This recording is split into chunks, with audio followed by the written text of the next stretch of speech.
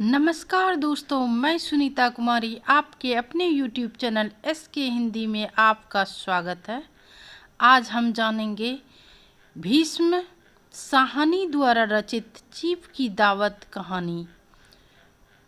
दोस्तों, हम लोग भीष्म साहनी का जीवन परिचय जान लेते हैं। भीष्म साहनी का जन्म 8 अगस्त 1915 ईस्वी रावलपिंडी, ये अभी रावलपिंडी स्थान अब पाकिस्तान में है। भाषा इनका हिंदी। विधाएं कहानी, उपन्यास, नाटक, आत्मकथा द्वारा बाल साहित्य।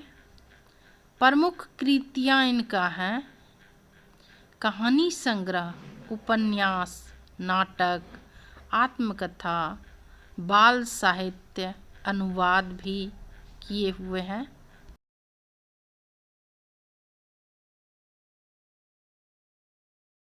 संपादन इनका दिल्ली का सलाका सम्मान, साहित्य अकादमी पुरस्कार से इनको सम्मानित किया गया है।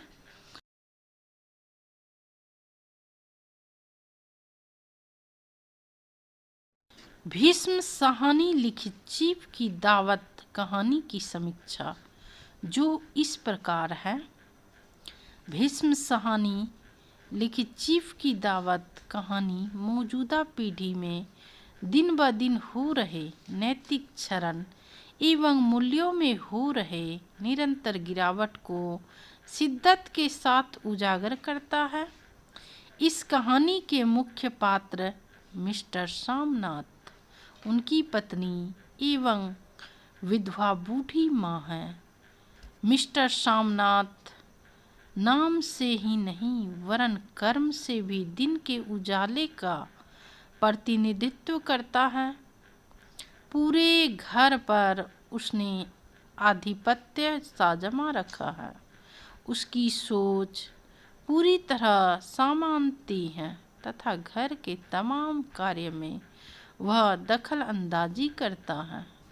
अंग्रेजी सभ्यता का हिमायती सोमनाथ अपनी माँ के साथ बेहद अमानवीय सलूक किया करता है। अपने पदोन्नति की लालसा में वह अपने चीफ को अपने घर पर दावत पर बुलाता है। चीफ के खिदमत के लिए वह अपने घर को बेहद तरतीब से सजाता है तथा फालतू सामानों को पलंग के नीचे, मेज के पीछे और ऐसे स्थानों पर छिपा देता है जहां उसके बॉस की नज़र नहीं पड़ सके। परंतु उसके समक्ष एक समस्या आ खड़ी होती है माँ को लेकर, क्योंकि माँ भी उसके नज़र में एक फालतू सामान के मानिंद ही थी। एक क्षण के लिए वह सोचता है कि माँ को उसकी सहेली के यहाँ पूरी रात के लिए भेज दें, परंतु इसमें एक संकट था कि माँ की तरह वह माँ की सहेली से भी नफरत ही करता था। लिहाजा अगर माँ को उक्त सहेली के यहाँ भेजा जाता तो वह सहेली की भी गाहे बगाहे मिस्टर सोमनाथ के घर पर दस्तक देती, जिसके लिए वह तैयार नहीं था। अंततः यह निर्णय लिया गया कि माँ अदब से कुर्सी पर बैठी रहे। कुर्सी पर वह किस मुद्रा में बैठेगी और कौन सा पोशाक पहनेगी, इसका निर्णय भी द्वारा ही लिया जाता है। माँ को यह स्पष्ट हिदायत दी जाती है कि जब तक साहब लोग ना चले जाए वह सोए नहीं, क्योंकि सोते समय उसे खर्राटे लेने की आदत थी जो उसके साहब को अच्छी नहीं लगेगी। बहरहाल अपने पुत्र का आदेश मान उसकी माँ कुर्सी पर पाँव नीचे किए बैठती है, परंतु कुछ देर बाद उसे नींद आ जाती है तथा वह पाँव कुर्सी पर समेटकर निद्रा के आगोश में चली जाती है। उसी समय ड्रिंक लेने के पश्चात बैठक खाने में प्रवेश के लिए सोमनाथ और उसके चीफ भी आते हैं। सोमनाथ अपनी माँ को इस स्थिति में देख आक्रोश में आ तो जरूर जाता है, परंतु वक्त की नजाकत को देखते हुए वह खामोश ही रहता है। तभी चीफ की नज़र भी उसके माँ पर पड़ती है। माँ की निंद्रा भी एक साथ कई पदचाप को सुन टूट जाती है तथा हठात वह खड़ी हो जाती है, मतलब अचानक से वो देख करके खड़ी हो जाती है। मिस्टर सोमनाथ अपनी माँ का परिचय चीफ से कराता है। चीफ भी उसके ग्रामीण माँ को तवज्जो देता है तथा उससे अंग्रेजी में हाल चाल पूछता है, मतलब तवज्जो मतलब इज्जत देता है, हाथ मिलाता है। ग्रामीण माँ उसके अंग्रेजी में पूछे गए कुशल क्षेम का कोई जवाब तो नहीं देती, परंतु उनका बेटा सोमनाथ पल प्रतिपल आदेत्मक स्वर में अपनी माँ को चीफ द्वारा पूछे गए प्रश्न का जवाब देने को कहता है। हद तो तब हो जाती है जब चीफ के पुराने एवं ग्रामीण परिवेश के गाने सुनाने की फरमाइश पर वह माँ को जबरन गाने के लिए बाध्य करता है। तत्पश्चात चीफ द्वारा फुलकारी मतलब एक प्रकार का वो खिलौना होता है की मांग पर वह माँ को चीफ के लिए फुलकारी बनाने को कहता है। माँ द्वारा यह कहने पर भी कि वह अब उसकी आँखों की रोशनी धुंधली पड़ गई है, मतलब बूढ़ी हो गई है, इसलिए आँखों की रोशनी थोड़ा कम हो गया है, तो भी वह माँ की बात का अनसुनी कर चीफ को यह भरोसा देता है कि माँ उसके लिए फुलकारी जरूर बना देगी।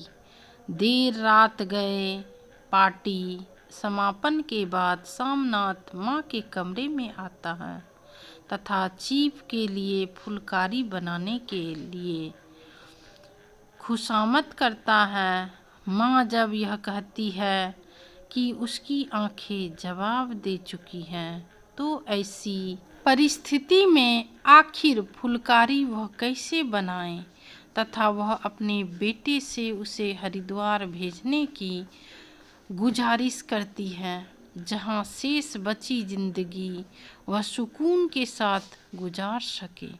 परंतु सोमनाथ उसके इस बात से आक्रोश से भर उठता है तथा सख्त लहजे में कहता है कि समाज में मुझे इज्जत करना चाहती हो, इसलिए हरिद्वार का राग आलापा करती हो। वह अपनी माँ से कहता है कि उसने साहब को फुलकारी देने का वचन दिया है और अगर साहब को फुलकारी मिलती है तो संभव है उसकी पदोन्नति हो जाए। माँ उसके पदोन्नति होने की बात को सुन बेहद खुश होती है तथा कहती है कि मेरे द्वारा फुलकारी बना देने से क्या सचमुच में तुम्हारी पदोन्नति हो जाएगी, तो मैं तुम्हारे लिए फुलकारी अवश्य बनाऊंगी तथा अपन बेटे के उज्जवल भविष्य की वह कामना करने लगती है। कहानी इसी बिंदु पर आकर समाप्त हो जाता है। वस्तुतः चीफ की दावत कहानी आज के शिक्षित पीढ़ी द्वारा किए जा रहे अशिक्षित आचरण को पूरी शिक्षित के साथ बेनकाब करता है। यह कहानी हमारे समाज के तल्ख सच्चाई को भी उद्घाटित करता है। सोमनाथ को अपनी माँ के आँखों की कम पर रोशनी से कोई वास्ता नहीं। वह सिर्फ अपनी पदोन्नति के बारे में ही सोचता है। पर माँ तो आखिर माँ होती है। जब वह जानती है कि फुलकारी से उसके बेटे की पदोन्नति संभव है, तो आँख के जाती रोशनी के बीच वह फुलकारी बनाने को तैयार हो जाती है। यह कहानी जिस समय लिखी गई, उस समय से आज की स्थिति में और भी गिरावट आ चुकी है। उस समय सोमनाथ कम से कम चीफ के समक्ष अपनी माँ को माँ ही कहकर परिचय कराता है, जबकि आज हालात इतने बिगड़ चुके हैं कि ऐसी परिस्थिति में बेटा अपनी माँ को घर की काम वाली कहकर बाहरी व्यक्तियों से परिचय कराने में नहीं करता। वहीं आज की पीढ़ी को बेसहारा माँ बाप को वृद्धा आश्रम भेजने में भी कोई लज्जा नहीं आती। अतः दोस्तों, इस कहानी में एक बूढ़ी माँ का इच्छा का बलिदान, त्याग भाव, एक बूढ़ी माँ के दुख दर्द की कहानी, सामाजिक और आर्थिक विडंबना हम लोगों को देखने के लिए दोस्तों, मेरे वीडियो को लाइक सब्सक्राइब करते रहिए और मेरे वीडियो को अधिक से अधिक दोस्तों के बीच पहुंचाने के लिए इसे शेयर करें। आपका लाइक सब्सक्राइब ही मुझे अधिक से अधिक ज्ञानवर्धक वीडियो बनाने के लिए प्रेरित करता रहेगा। मिलती हूँ नेक्स्ट वीडियो में। धन्यवाद।